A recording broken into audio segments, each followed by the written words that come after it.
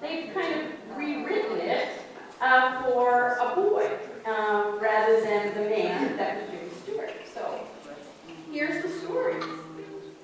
Their pleas were heard all the way up in heaven. Looks like we'll have to send somebody down, said one angel. I know this family sent an angel named Clarence. I think Arthur should handle this one. In a flash, a third angel joined them. You sent for me, sir? Yes, Arthur. An 11-year-old boy on earth needs your help. Hang on. He's thinking of running away from home. He's scared. He's very scared. Sir, if I accomplish my mission, will I get my wings? It's been 205 years. He says, I asked that very same question once. You do a good job with Tommy Bailey and you will get your wings. If you were to help, you'll want to know something about him. Look down. But I can't see. Oh, I forgot. You haven't gotten your wings yet. There. Now can you see anything? Why, yes. This is amazing. That's the Bailey house. They live at 320 Sycamore, said Clarence. Oh, they're having a Christmas party, said Arthur. They all look so happy except the boy. Why is he touching the wall? Who's that? That's your problem, said Clarence. That's Tommy Bailey, back when he was 4 years old. The wall felt strangely hot to Tommy. He made his way through the crowd to his dad. He said, excuse me, Dad.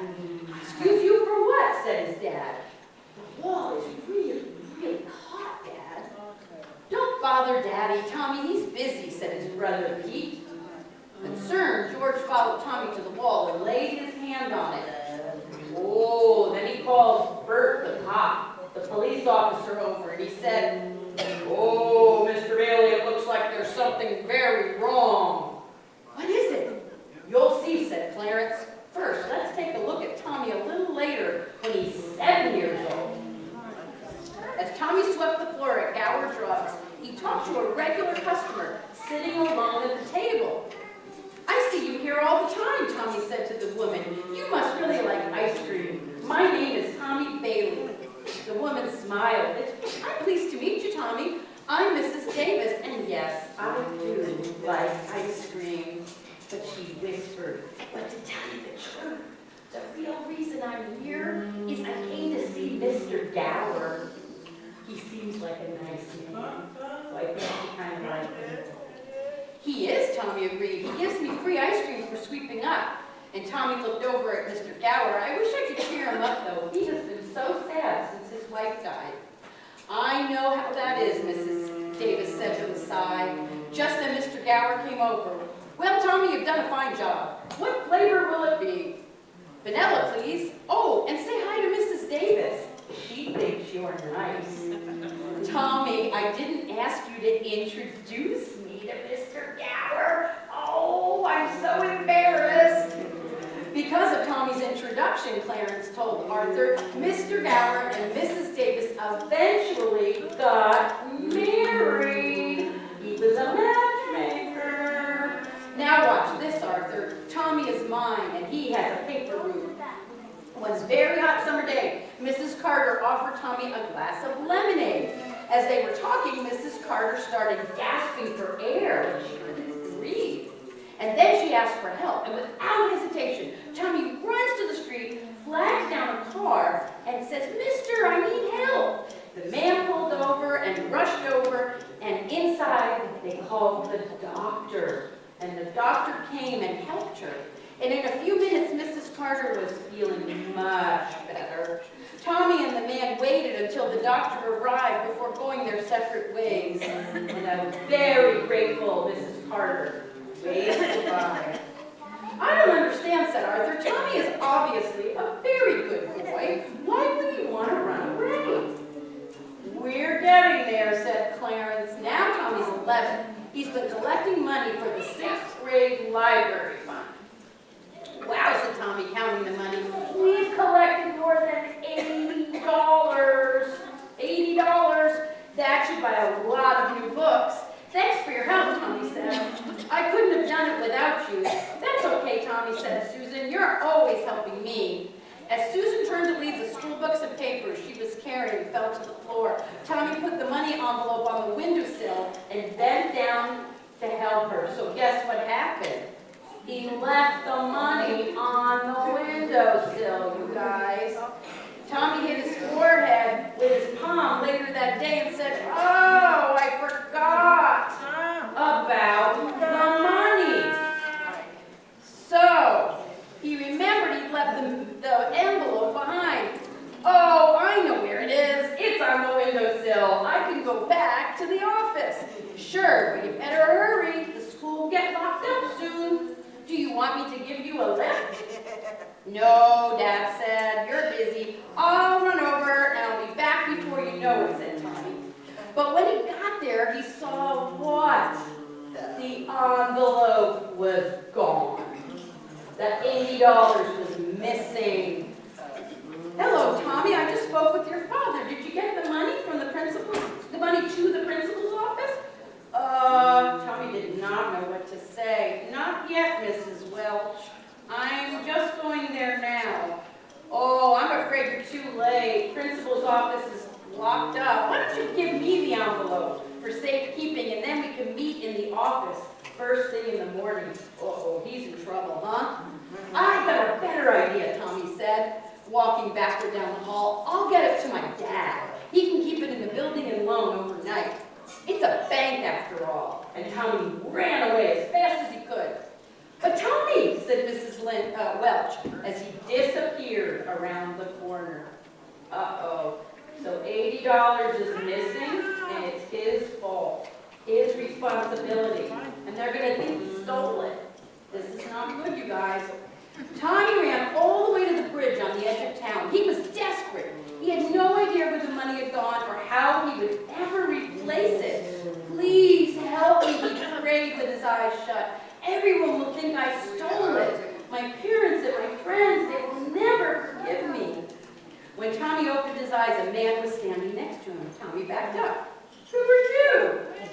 "Well, Tommy, I'm Arthur, Angel second class. I'm the answer to your prayer." "How do you know my name?" Tommy said. "I'm not supposed to talk to strangers." "I'm no stranger," said Arthur. "I'm your guardian angel, and I'm here to help." Isn't that funny? "If you're an angel, where are your wings?" Tommy peered behind Arthur. "I haven't won them yet," said Arthur. "But you'll help me, won't you?" "I'm the one who needs help," said Tommy. "I need $80 and fast." "We don't have money in heaven," said the angel. "Then how am I going to fix it?" "I should just disappear," he said. "It's not worth running away for $80. You don't realize how important you are to so many people." Let's say that line again. You don't realize how important you are to so many people. "Oh, yeah," said Tommy. "Well, tomorrow they're going to wish I'd never been born. You know what? I already wish I'd never been born." Arthur heaved a deep sigh. "Not this again," he said. "When will people ever learn?" "What do you think, Clarence?" "Who's Clarence?" Tommy asked. "Who are you talking to?" "Clarence, that'll do it," said Arthur. "Okay, you got your wish, Tommy. You were never born." Oh my goodness. "I know. That's a plot twist. Who knew?" Just then, a big swirl of wind came in. Tommy reached into his pants pocket and frantically checked his coat. "You aren't going to find that lucky coin," said Arthur. "You never existed. No coin." "Great, I must have lost that too," Tommy said. "I do exist. I'm Tommy Bailey, and I live at 320 Sycamore Lane." "There's no house at 320 Sycamore Lane," said Arthur. "I don't believe you," said Tommy. "Go see for yourself," Arthur said. So they reached 320 Sycamore Lane, where Tommy lived, or what used to be 320 Sycamore. There was no house there. "What happened?" Tommy asked Arthur. "The house burned down, that Christmas tree. You weren't around to tell your dad about the wall being hot. It had an electric fire. It's gone." Tommy's mind reeled in confusion. I don't get what's happening. Where's my family? Maybe Mrs. Carter will know something. Arthur looked up towards the sky and said, now I see what you mean about all this not being so easy, Clarence. When Tommy rang the doorbell at Mrs. Carter's house, a stranger answered, hi, is Mrs. Carter home? I really need to talk to her, said Tommy. Mrs. Carter, said the man. She passed away last year, my son. Arthur tried to explain as Tommy stumbled his way down the street. Don't you see? You weren't there to get help for her the day that she fainted. Each life touches so many. If you aren't around, it leaves an awful big hole. Tommy ignored him. I don't feel so good about this. Maybe Mr. Gower can help. So he runs to the drugstore, and a bell on the door, he rings it. Oh, somebody just made it, said Arthur from behind him. Every time a bell rings, it means an angel got their wings.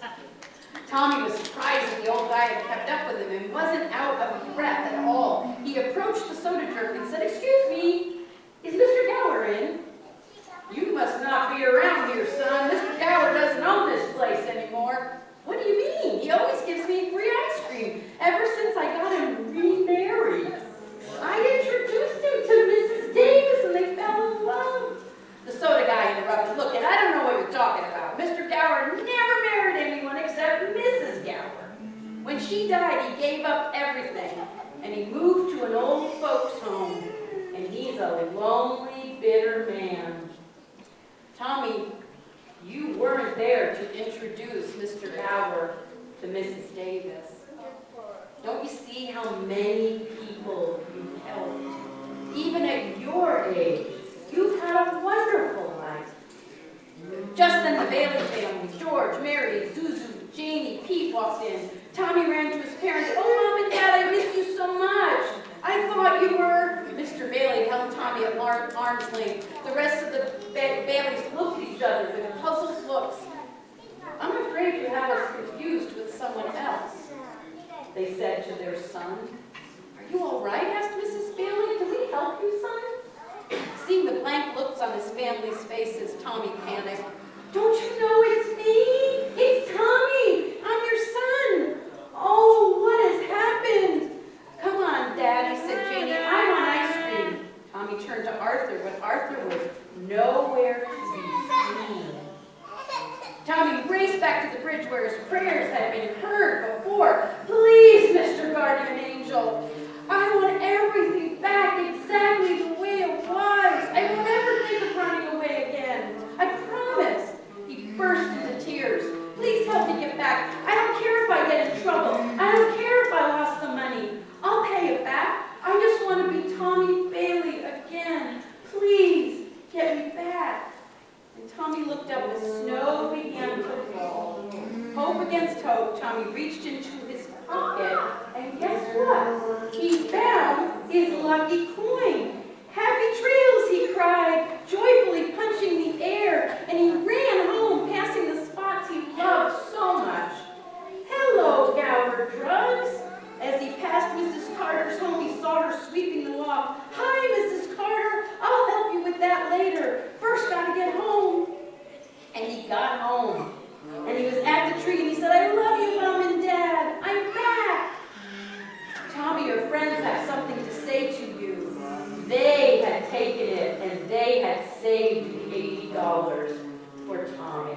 And they handed him the money. And Mr. Bailey said, someone once told me that no man is a failure who has friends. And you have a lot of friends.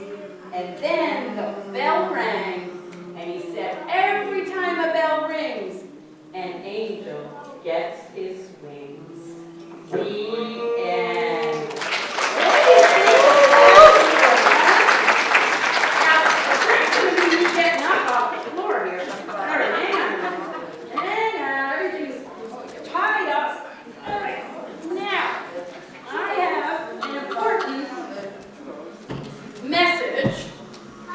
With you after that beautiful story. So Tommy saved the house from burning, didn't he? And he introduced Mr. Gower to Mrs. Davis, and they fell in love. And Mr. Gower got to keep his store, and he saved Mrs. Carter's life because she couldn't breathe. Tommy changed everyone's life that he touched. Did you hear it? His angel said, "Don't you see how many people you've helped? Even at your age, you have lived a wonderful life." So my friends, my question today is, what can this little story teach us? I think it teaches a lot.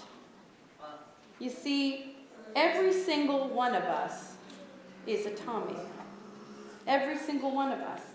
If each of us wasn't born, think how different the world would be. And the world would be less because of it. So I look around this room and I see it everywhere. I want you to think about this with me. I see it everywhere. Brennan Riley isn't here today because he's sick. He has a cough. He looks forward to this service more than anyone else I know. But it's really different here today without him, isn't it? Where are we getting our hugs from? How, Autumn, do I stay on track? It's different when he's not here. And it's different when all of you, each of you, are not here. You know, if it wasn't for my son JJ, who can't talk, care for himself, or, really be alone, I would never have gone to seminary. I would never have met my beloved friend Jacqueline, who I met, 18 years ago, because we both had children with special needs.